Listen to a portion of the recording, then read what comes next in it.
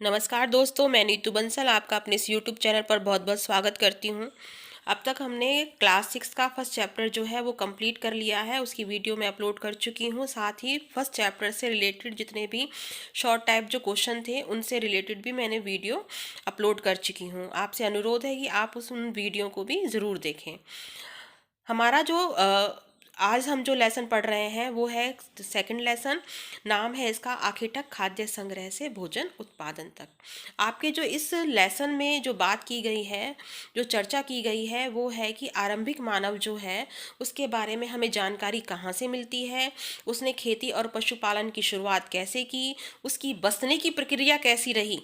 ठीक है। साथ ही साथ इस चैप्टर में पुरापाषाण काल, मध्यपाषाण काल, नवपाषाण काल के कुछ स्थलों के बारे में भी आपको जानकारी दी गई है। चलिए लेसन स्टार्ट करते हैं। बात करते हैं आरंभिक मानव की। तो आरंभिक जो मानव था, लगभग 20 लाख साल पहले जो मानव रहता था, जो लोग रहते थे, उनको हम बोलते हैं आखेटक खाद्य संग्राहक। और ये जो नाम दिया गया, ये नाम उनका भोजन का इंतजाम करने की विधि के आधार पर दिया गया। जैसा कि नाम से ही स्पष्ट है, आखेटक यानी कि शिकार करने वाला। शिकार किसका किया जाएगा? जंगली जानवरों का ना। तो जंगली जानवरों का शिकार करते थे ये। साथ ही साथ मछलियों और चिड़ियां पकड़ते थे। दूसरा नाम हम क्या कह रहे हैं? खाद्य संग्राहक। खाद्य संग्राहक यानी कि जो खाने योग्य जो चीज़ें हैं उनको इकट्ठा करने वाला। ठीक है। तो ये क्या करते थे? फल, मूल, दाने, पौधे, पत्तियां जो खाने योग्य होती थी, है ना। इसके अलावा अंडे जो थे उनको ये इकट्ठा करते थे। तो इस आधार पर इनका नाम क्या दिया गया? आखेटक खाद्य संग्राहक। मूल बोलते हैं पौधों की जड़ों को। ठीक है ना। तो जो खाने योग्य जो पौधे होते थे, जिनकी खाने योग्य जो जड़ें होती थी पौधों की, उनको भी इकट्ठा किया करते थे। अब बात आती है कि ये आखेटक खाद्य जो संग्राहक समुदाय था वो एक स्थान से दूसरे स्थान पर घूमते रहते थे। तो घूमते जो रहते थे, ऐसा करने के रीज़न क्या थे? तो ऐसा करने के रीज़न जो था, पहला क्या था? भोजन की तलाश में। ठीक है। क्योंकि ये पूरा जो समुदाय था एक ही स्थान पर अगर ज़्यादा दिनों तक टिका रहता, तो ये क्या करते थे कि आसपास के जो फल पौधे हैं और जानवर थे उनको खा पी कर ये समाप्त कर देते थे। इसलिए इनको जब वहाँ पे समाप्त हो गया तो उस भोजन की तलाश में इनको दूसरे स्थान पे जाना पड़ता था। ठीक है। दूसरी बात आई कि बात कर रहे हैं हम जानवरों के शिकार एवं चारागाह की खोज में। अब होता क्या था कि जिन जानवरों का ये शिकार करते थे, वो भी तो जानवर अपना चारा ढूंढने के लिए, कुछ जानवर ऐसे होते थे कि वो जानवर भी अपना शिकार ढूंढने के लिए दूसरी जगह पे जाते थे। ठीक है। तो इन जानवरों का जब ये लोग शिकार करते थे, तो जानवरों के साथ साथ, क्योंकि जानवर एक स्थान से दूसरे स्थान पर जा रहे हैं, तो ये लोग भी उन जानवरों के पीछे पीछे शिकार करने की वजह से जाया करते रहते होंगे। ठीक है। तीसरी बात आती है उपयुक्त मौसमी फल और पौधों की तलाश में। देखिए, जो पेड़ पौधे होते हैं उनमें फल फूल जो लगता है वो अलग अलग मौसम में लगता है। आज भी ऐसा ही होता है और पहले भी ऐसा ही था। तो ऐसे में ये जो समुदाय था, ये लोग उपयुक्त मौसम के अनुसार इन फल फूलों की तलाश में ये लोग घूमते रहते थे। यानी कि जिस मौसम में जौन सा फल इनको, फल सब्जियां जहाँ पर इनको मिल जाती थी, ये वहाँ पर ये माइग्रेट कर जाते थे। ठीक है। चौथी बात आती है कि चौथा कारण, सबसे मेन रीज़न, कि पानी की तलाश में। आप सभी जानते हैं कि पानी के बिना जो प्राणी है, चाहे पेड़ पौधे हैं, कोई भी जीवित नहीं रह सकता। ऐसे में पानी कहाँ से मिलता था? नदियों से, झरनों से। ठीक है ना, झीलों से। अब होता क्या था कि कुछ जो नदियाँ और झीलें ऐसी थीं जो मतलब कि काफ़ी समय तक पानी उनका सूखता नहीं था, यानी कि बहुत गर्मी पड़ने पर भी पानी नहीं सूखता था। तो ऐसे में जब ज़्यादा सूखा पड़ता था तो ये पानी की तलाश में इन नदियों और झीलों के किनारे पहुंच जाते थे जहां पर पानी अभी बचा हुआ है। ठीक है। तो ये इनके रीज़न थे कि ये जो आखेटक खाद्य संग्राहक था वो एक स्थान से दूसरे स्थान पर क्यों घूमता रहता था। पहली बात करी हमने भोजन की तलाश में, दूसरी बात करी हमने जानवरों के शिकार की खोज में, तीसरी बात करी हमने मौसमी फलों की खोज में, पौधों की खोज में, चौथी बात करी हमने पानी की तलाश में। अब बात करते हैं आरंभिक मानव के बारे में। जानकारी हमें मिलती कैसे है, ये है आपका सेकंड टॉपिक। देखिए, पुरातत्वविद जो थे उनको कुछ ऐसी वस्तुएं मिली हैं जिनका निर्माण और उपयोग ये आखेटक खाद्य संग्राहक जो थे वो किया करते थे। ठीक है। संभवतः इन लोगों ने अपने काम के लिए पत्थर, लकड़ियों और हड्डियों के औजार बनाए होंगे। और वो जो औजार थे, वो जो इनके हड्डियों के औजार थे, वो आज भी बचे पड़े हैं। उनके आधार पर हम इनके बारे में जानकारी निकालते हैं। ठीक है। अब कुछ औजार इनके ऐसे भी मिले हैं कि हो सकता है लकड़ियों के औजारों पर ये मुट्ठे लगाकर भाले और बाण जैसे औजार, ये हथियार है, उनको बनाते थे जानवरों को मारने के लिए। इसके अलावा जैसे देखिए, ये पिक्चर में भी दिखाया हुआ है, ये जो पिक्चर लगी है एनसीईआरटी की ही पिक्चर है। इसमें ये जो औजार है ये वाला, इस प्रकार के औजार ये पेड़ों की जड़ों को खोदने के लिए प्रयोग करते थे। इसके अलावा ये जो औजार है इसका प्रयोग किसके लिए करते थे? जो जानवरों की खाल थी, भाई खाल को ही तो पहनते थे ये। इस प्रकार के औजार से जानवरों की खाल को सिलने के लिए, उसके वस्त्रों से, खाल से जो वस्त्र बनते थे उनको सिलने के लिए ये प्रयोग करते थे। ठीक है। साथ साथ ये जो लकड़ियां हैं उनको काटने के लिए भी ये इस प्रकार के औजारों का उपयोग किया करते थे। अब ये जो औजार हैं ये आज कहीं ना कहीं बिखरे पड़े हैं, जिनका पुरातत्वविद अध्ययन करते हैं। और इन औजारों के आधार पर ही पूरा हमें जो उस समय के मानव की जानकारी हमें प्राप्त होती है। ठीक है। अब बात करते हैं पुरास्थल की। देखिए, पुरास्थल पहले हम बात कर लेते हैं। पुरास्थल की मैप का अध्ययन आज बाद में करेंगे। देखिए, पुरास्थल किसको कहते हैं? वह स्थान जहां पर औजार, बर्तन और इमारतों जैसी वस्तुओं के अवशेष मिलते हैं। ठीक है। ऐसी वस्तुओं का निर्माण लोगों ने अपने काम के लिए किया। हुआ क्या था कि ये जो पुरास्थल थे, इन पुरास्थलों पर जो मानव रहता था वो, उसके औजार भी होते थे, बर्तन थी, इमारतें थी। वो जो मानव था वो किसी ना किसी कारण से वहां से छोड़ के चला गया और उसके अवशेष वहां रह गए। ठीक है। जिस स्थान पर ये अवशेष मिलते हैं उनको कहते हैं पुरास्थल। ठीक है। तो ये जो पुरास्थल हैं, ऐसा नहीं है कि ये सिर्फ हमें जमीन पर ही मिलते हैं। ध्यान दीजिएगा इस बात पर। ये जो पुरास्थल सिर्फ जमीन के ऊपर ही नहीं मिलते हैं, बल्कि समुद्र और नदी के तल में भी ये पुरास्थल पाए जाते हैं। ठीक है। जैसे कि ये जो पिक्चर है, ये मैंने स्पेशल इसलिए ही लगाई है कि आपको याद रह जाए। ये जमीन के अंदर है, ये समुद्र के अंदर द्वारका की पिक्चर है ये। यानी कि द्वारका में जो पुरातत्वविद जो सर्वे कर रहे हैं, उसकी पिक्चर है। समुद्र के अंदर द्वारका नगरी मिली है ना। इसके अलावा अभी आपकी एक जो पिक्चर रिलीज हुई है राम सेतु, उसमें भी तो यही दिखाया गया है कि अक्षय कुमार जो है वो समुद्र के अंदर ही तो रिसर्च कर रहे हैं। ठीक है। तो आप ये बात याद रखिएगा कि पुरास्थल सिर्फ जमीन के ऊपर ही नहीं होते हैं, जमीन के अंदर भी पुरास्थल पाए जाते हैं। ठीक है। एक महत्वपूर्ण बात यह है कि पत्थर के उपकरण बहुत महत्वपूर्ण हुआ करते थे उस समय के मानव के लिए। तो इसलिए ये लोग ऐसी जगह रहने के लिए ढूंढते थे जहां पर उन्हें पत्थर जो है वो आसानी से मिल सके, जिसके ये औजार बना सके। ठीक है। बहुत इंपॉर्टेंट फैक्ट है ये। अब बात करते हैं पुरास्थल कौन कौन से हैं। देखिए, नवपाषाणिक पुरास्थल अभी हम मैप में भी पढ़ेंगे, एक बार आप यहाँ पढ़िए इनको। बुर्जहोम, मेहरगढ़, कोल्डी हवा, महागदा, चिरांद, दाऊजली हेडिंग, हल्लूर, पय्यमपल्ली। महापाषाणिक पुरास्थल कौन कौन से हैं? ब्रह्मगिरी है, आदि चन्नलूर है, आरंभिक गांव, इनाम गांव। अब इनका हम करते हैं मैप में अध्ययन। नाम मैंने पहले इसलिए पढ़ा है आपको कि जिससे आपको पता चले कि हम किसका मैप में अध्ययन कर रहे हैं। ठीक है। मैप जो हिस्ट्री के स्टूडेंट के लिए बहुत ज़रूरी है। अगर आपने मैप में देख लिया है और इनको समझ लिया है तो आप कभी नहीं भूलेंगे। दूसरी बात, जैसे जैसे मैं करवा रही हूँ, अगर आप खुद भी मैप बना बना के इनको उतार लें तो बहुत अच्छा रहेगा आपके लिए। देखिए,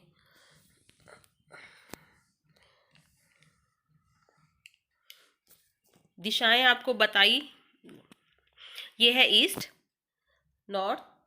वेस्ट, नॉर्थ और साउथ। ठीक है।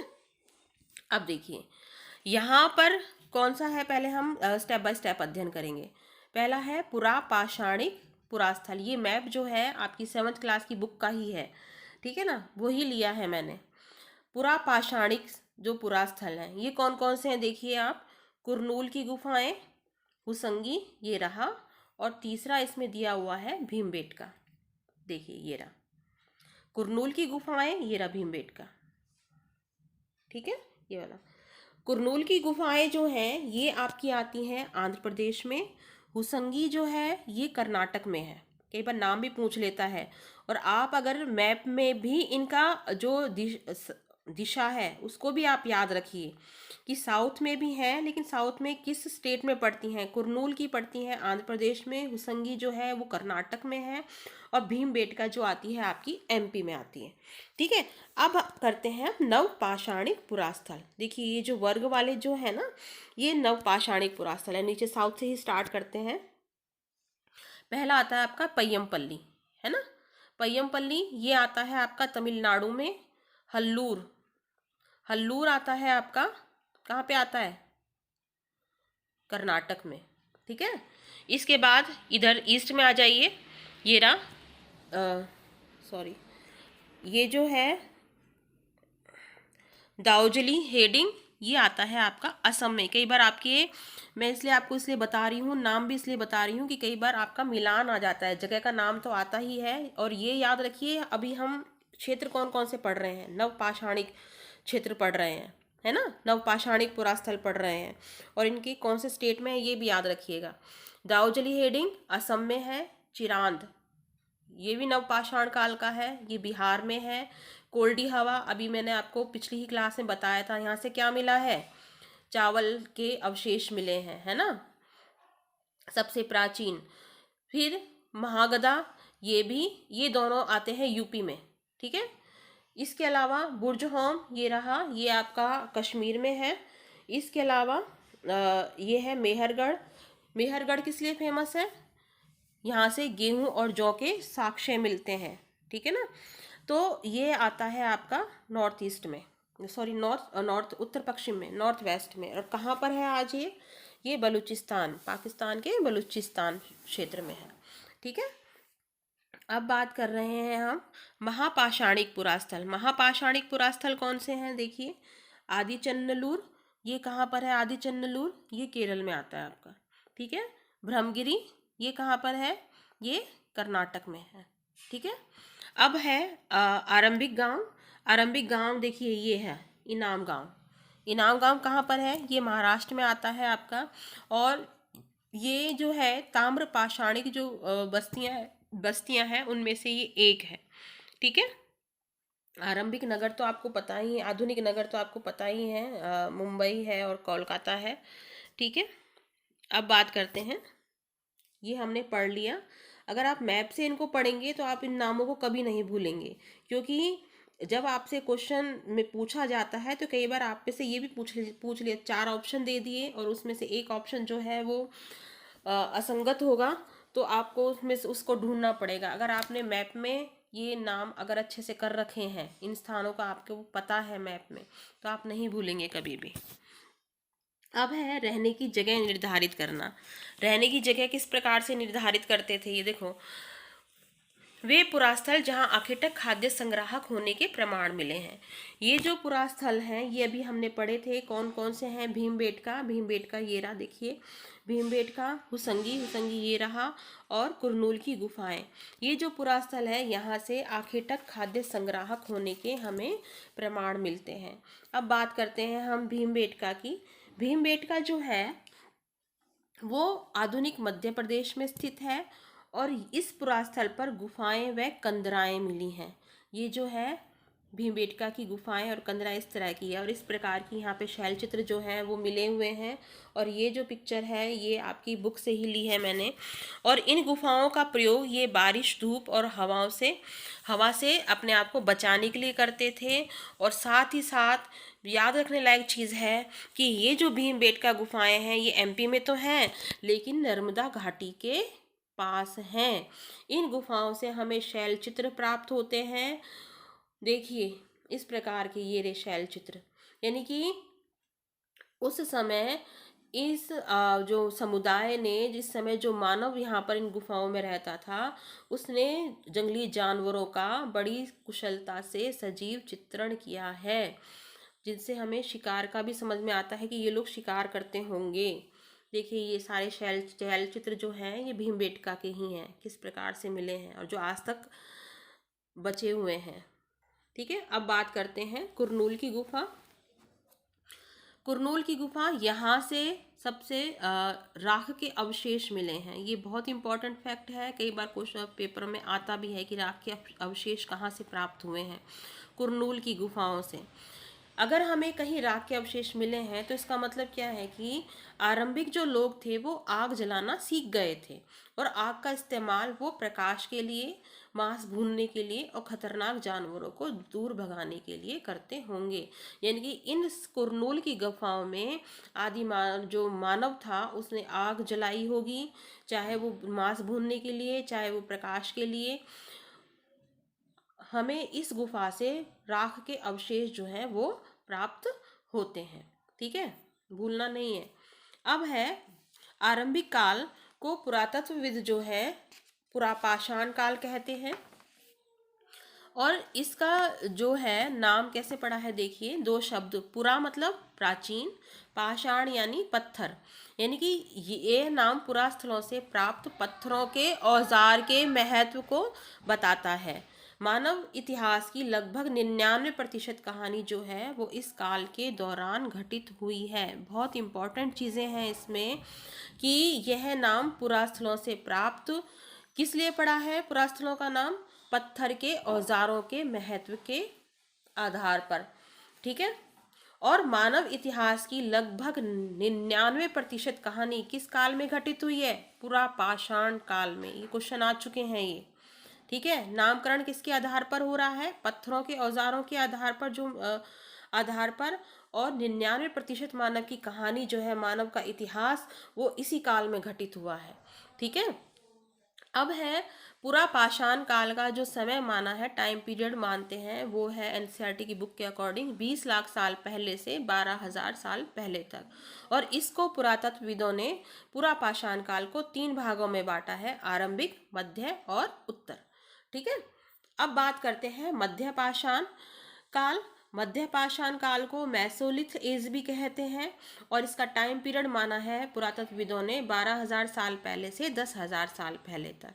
ठीक है, बहुत इंपॉर्टेंट चीज़ है कि ये जो काल था, यानी कि मध्यपाषाण काल में हमें वातावरण में बदलाव देखने को मिलता है। साथ ही साथ इस समय छोटे जो है औजार मानव ने उपयोग करने आरंभ कर दिए थे। देखिए जैसे ये पिक्चर में भी दिखाया गया है।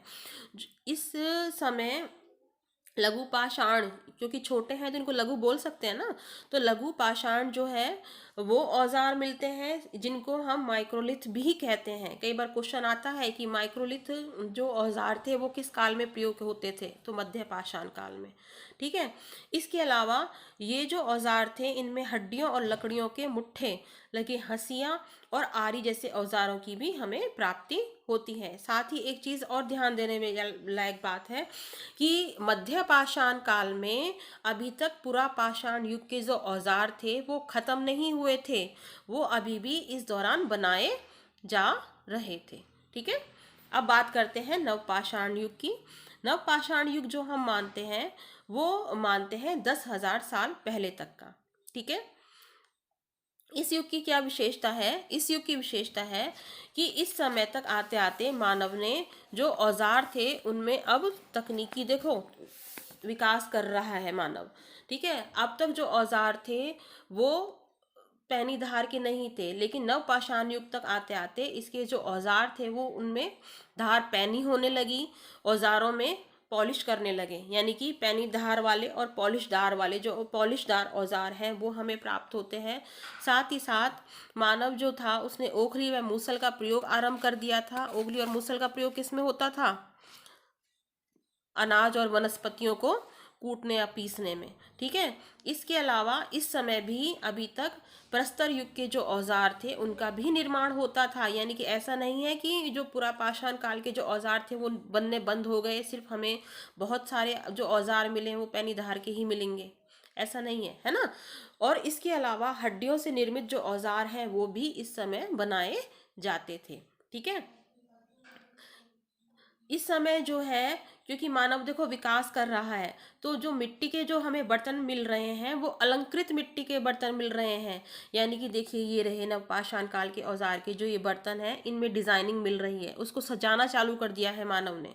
ठीक है, इसके अलावा चावल, गेहूं और दलहन, ये जो थे, दलहन बोलते हैं दालें, ये जो थे वो मानव के भोजन का मुख्य हिस्सा थे। ठीक है, कौन कौन से? चावल, गेहूं और दलहन। इसके अलावा कपड़े बुनने की शुरुआत जो है वो मानव ने इस समय तक चालू कर दी थी, कपड़ा बुनना चालू कर दिया था। और कपास का पौधा उपजाए जो था उसका भी उपजाने का आरंभ कर दिया था, पौधा उगाना आरंभ कर दिया था। और इसके साक्ष्य हमें कहाँ से मिले हैं? कपास का पौधा उगाने के साक्ष्य कहाँ से मिले हैं? मेहरगढ़ से। ठीक है ना, मेहरगढ़ कौन सा स्थल है? नवपाषाणिक स्थल है। और किसके हमें साक्ष्य मिले हैं मेहरगढ़ से? गेहूं और जौ उपजाने के जो सर्वप्रथम साक्ष्य मिले हैं वो कहाँ से मिले हैं? मेहरगढ़ से। और चावल उपजाने के सर्वप्रथम साक्ष्य हमें कहाँ से मिले हैं? प्राचीनतम साक्ष्य आज के समय में कोल्डी हवा से। ठीक है, इसके अलावा देखिए बहुत इंपॉर्टेंट चीज़ है कि नवपाषाण युग में अब तक पहिए वाले वाहन जो थे वो विकसित नहीं हुए थे। यानी कि पहिए का तो मानव ने प्रयोग करना आविष्कार कर लिया था, ठीक है ना, लेकिन वाहन का प्रयोग नहीं किया था। अब तक जो मानव जो था वो सामान जो था या तो खुद अपनी पीठ पर लाद के ले जाता था या जानवरों की पीठ पे लाद के ले जाता था। और ये देखिए नवपाषाण काल के औजार कितने एकदम से पैने धार वाले और एकदम से वो हैं, पॉलिशदार है, एकदम चमक रहे हैं। ठीक है ना, तो आप ये याद रखिएगा, क्वेश्चंस आते हैं इनमें से बहुत। अब है चैताल, ये एक नवपाषाणिक स्थल है जो कि तुर्की में स्थित है। ठीक है, ये आपकी बुक में दिया हुआ है इसलिए लेके आई हूँ। दूसरी बात ये है कि देखिए उस समय भी जो मानव था, उस समय भी जो लोग थे वो उस समय भी व्यापार किया करते थे, दूर दराज से चीज़ें मंगवाया करते थे। जैसे चैताल जो पाषाणिक स्थल है, नवपाषाणिक स्थल है, कहाँ पे स्थित है? पहली बात तो तुर्की में स्थित है। ठीक है, दूर दराजों से ये चीज़ें मंगवाते थे उस समय भी, जैसे कि सीरिया से चकमक पत्थर, ये चकमक पत्थर है। ठीक है, लाल सागर की कौड़ियाँ, कौड़ियाँ इस प्रकार की होती हैं। ठीक है, कौड़ियाँ ये आपने देखी होंगी, कौड़ियाँ। और भूमध्य सागर से ये सीपियाँ मंगवाते थे, कौन? चाताल के जो लोग थे, ये सीपियाँ इस तरह की होती हैं। ठीक है, अब बात करते हैं बदलती जलवायु की। देखिए अभी हमने थोड़ी देर पहले बात की थी कि लगभग 12,000 साल पहले जो है जलवायु में परिवर्तन आना चालू हो गया था। काल कौन सा था वो? मध्यपाषाण काल, भूलिएगा नहीं। मध्यपाषाण काल वो काल था जिसमें जलवायु में परिवर्तन आने चालू हो गए थे, बदलाव चालू हो गया था। ठीक है, जलवायु में परिवर्तन आया, धीरे धीरे गर्मी बढ़ने लगी, जिससे क्या हुआ? गर्मी बढ़ने से घास वाले जो मैदान थे वो बनने लगे। जब घास होने लगी तो घास पे जो निर्भर रहने वाले जो जीव थे वो अब अधिक मात्रा में होने लगे। जैसे हिरण हो गया, बारहसिंगा, भेड़, बकरी, गाय, इनकी संख्या बढ़ने लग गई। ठीक है, और धीरे धीरे लोग क्या थे? इन जानवरों का शिकार करने लगे। साथ ही साथ ये जो लोग थे ये इन जानवरों के पीछे पीछे आए, इनके खाने पीने की आदतों का इन्होंने जानकारी ग्रहण करी, इनके प्रजनन का समय ग्रहण जानकारी इनके बारे में हासिल करी।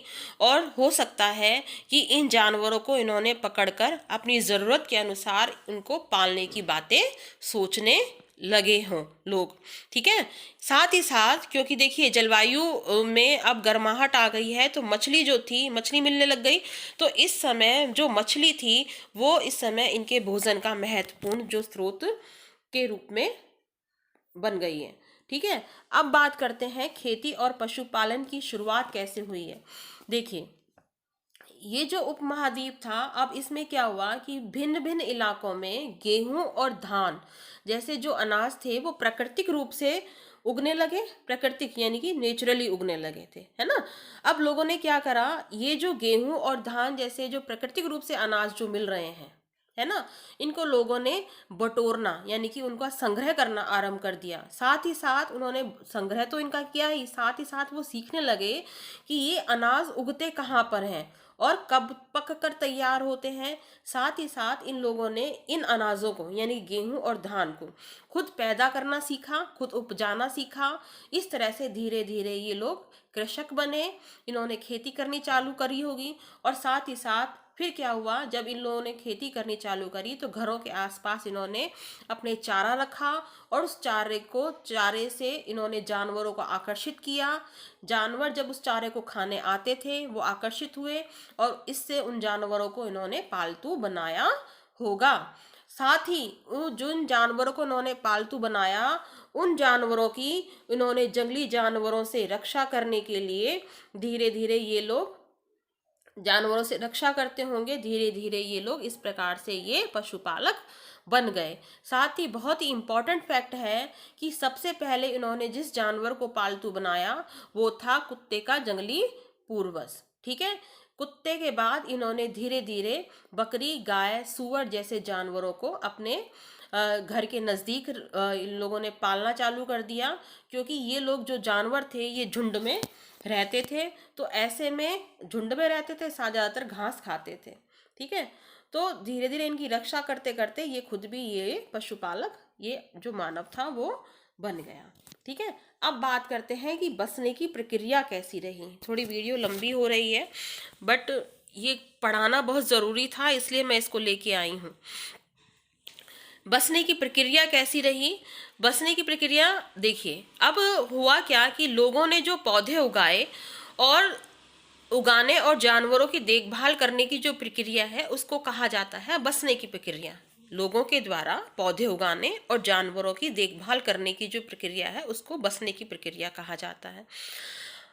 अब लोगों ने क्या किया, इन्होंने पौधे व जानवर जिनको इन्होंने उगाया था, ठीक है, वो जो पौधे जिनको इन्होंने उगाया, पौधे और जिनको इन्होंने पाला, वो जानवर जंगली जानवर और जंगली पौधों से अलग होते थे। ये जो लोग थे ये उन्हीं जानवरों और पौधों का चयन करते थे अपने लिए जिनमें बीमार होने की संभावना बहुत कम होती थी। साथ ही साथ जिन अनाजों में जिनके दाने बड़े होते थे, साथ ही साथ जिनकी डंठल मजबूत होती थी, यानी कि वो अनाज के भार को संभाल सके, ठीक है, ऐसे पौधों के बीजों को इन्होंने संभाल कर रख लिया। जैसे कि गेहूं, धान, जौ, ठीक है, इसके दाने बड़े होते हैं, है ना, अनाज के दाने बड़े होते हैं ना। फिर इन्होंने इस बीजों को संभाल कर रखा। फिर क्या करा इन्होंने, उनको उगाने के लिए इस प्रकार से उन्होंने क्या करा कि इन बीजों को संभाल के किस लिए रखा कि जिससे इन बीजों के द्वारा दोबारा उस फसल को उगाया जा सके। ठीक है, साथ ही साथ इन्होंने जो जानवर पाले वो थे अहिंसक जानवर।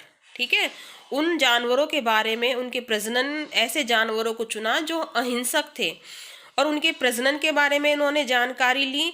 साथ ही साथ इस प्रकार से हुआ क्या कि मानव ने जो जानवर पाले, जो खाने के जो पौधे इन्होंने चुने, वो धीरे धीरे जंगली जानवर और पौधों से ये अलग होते चले गए और इनमें बाद में जाके भारी जो अंतर देखने को मिलता है कि जो पालतू जानवर थे उनके दांत और सींग छोटे होते थे बाकायदा, जबकि जंगली जो जानवर थे उनके दांत और सींग बड़े होते थे। देखिए ये एग्जाम्पल, ये बुक का ही एग्जाम्पल है। ये है पालतू जानवर के दांत और ये है जंगली जानवर के दांत।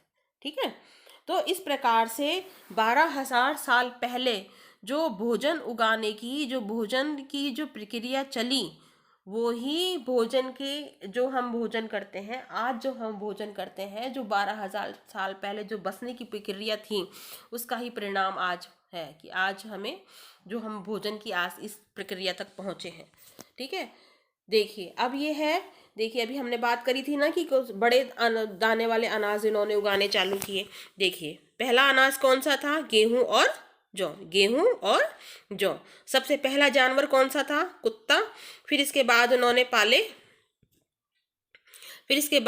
पाले भेड़ और बकरी। ठीक है, ये याद रखिएगा, बहुत इंपॉर्टेंट फैक्ट है ये। अब है आरंभिक कृषक एवं पशुपालक।